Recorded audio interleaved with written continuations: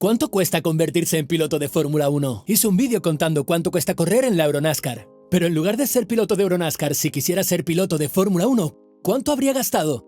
Bien, es difícil responder a esta pregunta, porque mientras que en la Euronascar, si tienes dinero y pagas, corres mañana incluso si no eres capaz, en la Fórmula 1 puedes tener todo el dinero del mundo, pero eso no es suficiente para pilotar, ya que hay un camino que debes seguir y que dura varios años. Entonces, primero debes entender este camino para entender su coste. Este camino parte de una regla simple, es decir, para correr en la Fórmula 1 debes demostrar que eres capaz, obteniendo lo que se llama una superlicencia, que no es más que una especie de patente. Ok, pero ¿dónde se obtiene esta licencia? ¿Haces un curso? No exactamente.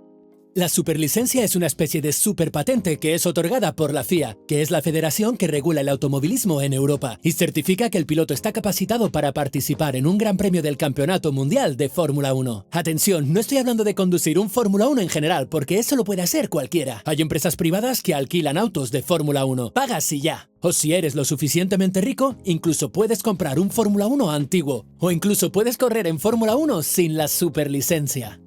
De hecho, hay campeonatos dedicados a los Fórmula 1 antiguos, donde te inscribes con licencia normal y corres. Entonces, ¿dónde se necesita la superlicencia? Se necesita para competir en el Campeonato Mundial de Fórmula 1. La superlicencia es necesaria para participar en las calificaciones y alinearse en la carrera. Por lo tanto, si no tienes la superlicencia, puedes hacer la sesión de práctica libre. Ahora, el meollo del asunto es cómo se obtiene esta superlicencia. Se obtiene de una manera tan particular que prácticamente obliga a seguir el mismo camino que uno sigue para llegar a la Fórmula 1. En Wikipedia existe una tabla que muestra cuántos puntos obtienes compitiendo en los campeonatos menores. Puntos que se obtienen en base al resultado. Por ejemplo, si llegas primero, segundo o tercero en la Fórmula 2, obtienes 40 puntos, que luego disminuyen hasta el 10º. En la IndyCar, en cambio, solo el primero consigue 40 puntos. Mientras que en la Fórmula 3, si ganas el campeonato, obtienes 30, y así sucesivamente. También hay bonificaciones, por ejemplo, por cada 100 kilómetros de pruebas libres en Fórmula 1 sin penalizaciones, obtienes un punto. O si completas toda una temporada en un campeonato FIA sin penalizaciones, obtienes 2 puntos. Además, para obtener esta superlicencia, sumas todos los puntos que has acumulado en los últimos 3 años, no durante toda la vida, solo 3 años. Y si llegas a los 40 puntos, tienes la superlicencia. Es precisamente por esta tabla que se entiende cómo se llega a la Fórmula 1. Entiendan que un piloto prácticamente está obligado a pasar por la Fórmula 3 y la Fórmula 2 para llegar a la Fórmula 1. Porque todos los demás campeonatos te dan tan pocos puntos que casi es imposible obtener la superlicencia, recordando que solo tomas los puntos de los últimos 3 años. Por ejemplo, solo necesitas llegar tercero una vez en el Campeonato Mundial de la Fórmula 2 y ya tienes la superlicencia. Mientras que si corres en la NASCAR Cup Series, uno de los campeonatos más difíciles del mundo, puedes ganar el campeonato durante 2 años seguidos y aún no tener suficientes puntos para llegar a la Fórmula 1. Esta es la clave más importante de todas para cualquiera que quiera ir a la Fórmula 1. Prácticamente estás obligado a seguir el camino clásico de kart, Fórmula 4, Fórmula 3 y Fórmula 2. Pueden haber excepciones, pero casi todo el mundo lo hace así. Así que hagamos nuestros cálculos de costes basándonos en este camino. Partamos de los karts. Bueno, los karts son pequeños. Los conducimos con amigos los sábados por la tarde. Son baratos, así que bien. Es realmente deporte de motor al alcance de todos. Gana el mejor. Pero, ¿qué estás diciendo? Eso es lo que te gustaría, ¿verdad? Claro que sí, pero no. Porque los costos de los karts se han vuelto una locura. La definición de una locura total. El costo del kart. El kart son 2 turbos, 4 ruedas, un motor grande. ¿Cómo diablos puede costar tanto? Hoy en el karting de alto nivel, o eres extremadamente rico o no llegas a ninguna parte. Le pregunté a Marco, un amigo que gestiona equipos de karts, la 3M, y él me dijo esto en la entrevista, cosa que yo por desgracia ya sabía. Veamos, se inicia de los 3 a los 6 años y corres en pistas con pruebas libres. Luego pasas a la categoría mini de los 8 a los 12 años. A los 13 haces la junior y luego pasas directamente a las fórmulas de los 14 a los 15 años o algunos hacen alguna temporada en senior. Ok, pero el nivel ha subido tanto que aquellos que compiten apuntando alto tienen su propio entrenador personal. Están 250 días al año en pista y hacen test tras más test. Por lo tanto, los costos de un año en karts son mucho más altos de lo que cuesta el campeonato individual en sí, porque tienen que pasar el día en pista girando como locos. Entonces, una temporada en la mini, a alto nivel, cuesta 500.000 euros o incluso más, que luego se acerca al millón si se habla de la junior o la senior. No sé si han entendido bien, $500.000 de euros por un año en karts. Lo que hay que entender es que no es que ese campeonato cueste medio millón de euros, y que si quieres llegar a la Fórmula 1 debes ser el mejor de todos. Pero es que para ser el mejor de todos, debes pasar días en pista, gastar neumáticos tras neumáticos, cars tras cars, girar como un loco, tener un entrenador, viajes, avión, transporte, y esto lo hace insostenible. Porque si eres un chico con mucho talento, pero solo tienes el dinero justo para atarte a ese campeonato, nunca podrás pensar en vencer al protegido de la familia noble que pasa 250 días al año en pista, siempre con neumáticos nuevos. Así que ya pueden entender por qué la Fórmula 1 no está al alcance de todos. Claro, estoy hablando de personas que quieren llegar a la Fórmula 1. Es decir, si quieres hacer tu propio campeonato de karts, gastas mucho menos. Entonces, después de haber agotado algunos millones de euros de tu familia, ahora es el momento de pasar a las fórmulas. El camino canónico es hacer la Fórmula 4, Fórmula 3, Fórmula 2 y luego Fórmula 1. A no ser que te llames Max Verstappen y saltes de la Fórmula 2 directamente a la Fórmula 1. ¿Y cuánto cuestan estas fórmulas? Aquí el discurso comienza a cambiar un poco, porque aquí ya pueden estar presentes las casas automotrices y los equipos de Fórmula 1 que buscan a los mejores pilotos y tal vez los acogen bajo su ala, pagándoles una parte o toda su carrera. Pero de todas formas tiene un costo. Recuerden una cosa, lo que cuesta no es solo inscribirse en la carrera, sino todo lo que la rodea. Pruebas, entrenamientos, entrenadores, viajes, hoteles. Tras diversas investigaciones online y entre todas las personas de confianza con las que he podido hablar, hice una recopilación de datos y estimé que una temporada al máximo de la competitividad en Fórmula 4 ronda alrededor de medio millón de euros. Si hablamos de fórmulas regionales, los costes son algo más altos, partiendo de medio millón y llegando hasta 750.000 euros dependiendo del número de pruebas.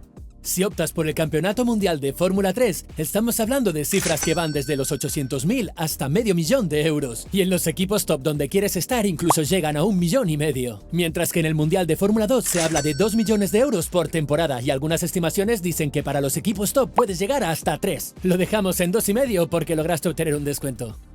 Repito, tengan muy claro que estos presupuestos se refieren a una temporada en el máximo nivel. Uno puede correr con mucho menos sabiendo que siempre llegará a mitad de parrilla y nadie lo verá nunca. Así que olvídense de llegar a la Fórmula 1. Pero nosotros queremos llegar allí. Así que hemos sacrificado todo el dinero de nuestra familia. ¡Madre mía! Pero llegados a este punto hagamos el cómputo total. Supongamos que entre los diversos escenarios que aquí entra en juego el talento del piloto. Porque puede haber un Nazca fenomenal, un Nazca decente o un Nazca no tan bueno. Tomemos el Nazca fenomenal. Soy increíble. Hago un campeonato extraordinario. Entonces son 4 años en los kart mini, que vienen a ser 2 millones en total. Aunque sea muy bueno, tengo que pasar mucho tiempo en pista.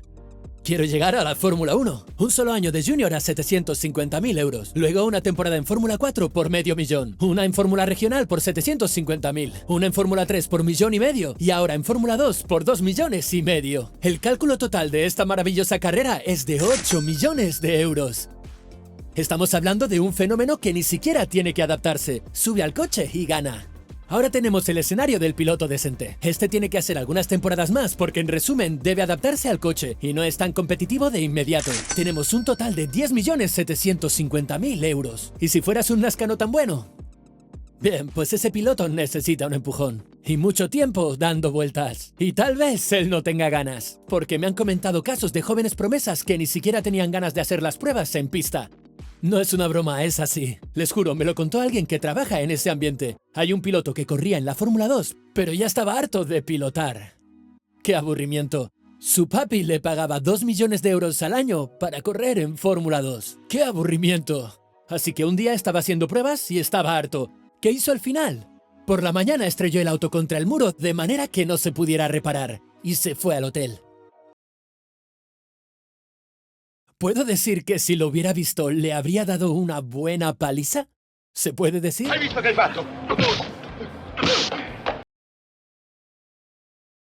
Bueno, en el caso de un Nazca no tan bueno que tiene que hacer muchas temporadas para llegar, el total puede ser de 12 millones 13 o más. A saber, atención, porque uno podría decir, pero si eres un Nazca no tan bueno, nunca llegarás a la Fórmula 1. Si tú tomas a un chico que no es particularmente talentoso y lo pones absolutamente todos los días en su kart dando vueltas a la pista, puedo garantizar que tarde o temprano se volverá talentoso. No será un fenómeno y no será fuerte, pero será capaz. Y en Fórmula 1, donde lo más importante es el vehículo, esa persona puede llegar a correr.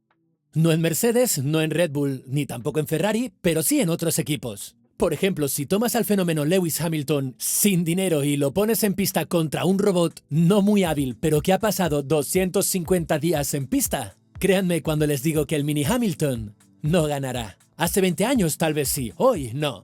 En resumen, hemos visto los costes para llegar a Fórmula 1, ¿verdad? No, esperen, paren todos. Estos son los costos para llegar a tener una superlicencia. Aún no les he dicho cuánto cuesta correr en la Fórmula 1, porque o eres uno de esos talentosos que crecen bajo una academia, y por lo tanto no hay problema. O eres un piloto de los que pagan. Pagan por correr en la Fórmula 1.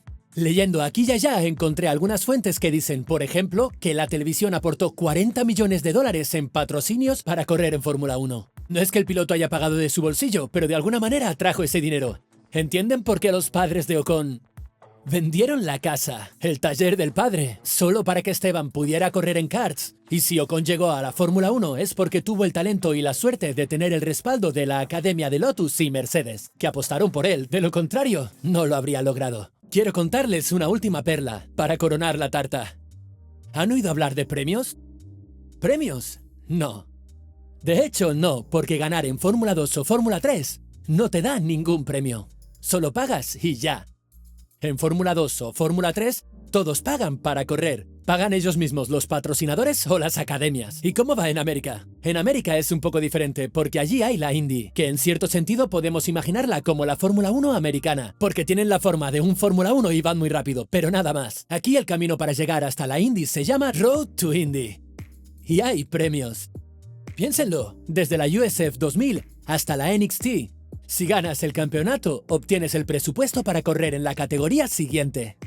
Y finalmente, si ganas la NXT, que es como la Fórmula 2, es decir, el paso previo para llegar a la Indy. Como premio ganas 3 pruebas en Indy, una carrera y las 500 millas de Indianápolis. Bien, no es que en América sea gratis, porque de todos modos, para llegar al primer campeonato debes pagar. Y para ser competitivo ya debes haber pagado antes. Pero al menos hay un poco de meritocracia. Porque si eres tan bueno como para ganar, te dan el presupuesto para saltar de categoría. En resumen, la Fórmula 1 hoy se ha convertido en un deporte para los poquísimos hijos de multimillonarios adinerados, o personas realmente talentosas y afortunadas.